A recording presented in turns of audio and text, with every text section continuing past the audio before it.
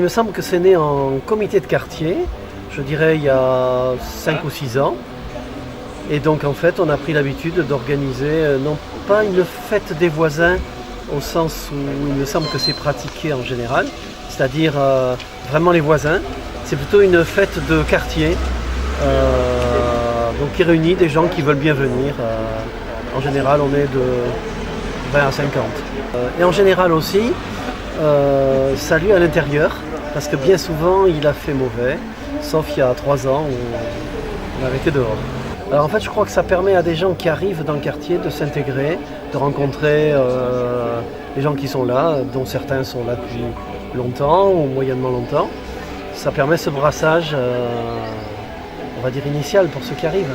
On avait arrêté pendant 4 ou 5 ans, j'ai remis ça cette année pour se connaître, étant donné qu'il y a eu beaucoup de changements dans ce quartier et qu'on ne se connaissait pas trop. Alors, on a fait connaissance ce soir, ou on fait connaissance ce soir, et j'espère que tout va bien se passer. On aura une bonne ambiance, comme vous voyez. Les gens commencent à s'installer. Il y a des historiques, c'est vrai, ici. La dernière fête, c'est des voisins.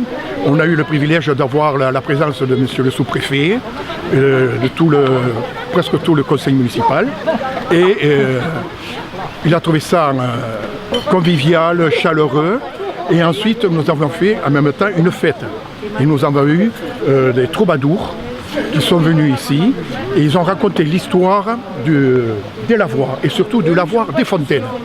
Parce qu'il y a une histoire et où toutes les lavandières de quartier de Fontaine, de rue Camus, de la rue Navarro, venaient ici et c'était les cancans du quartier, de Notre-Dame.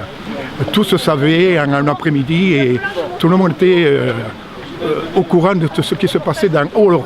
Ce quartier, on espère qu'on continuera à vivre tel qu'il est, dans le calme et dans l'amitié.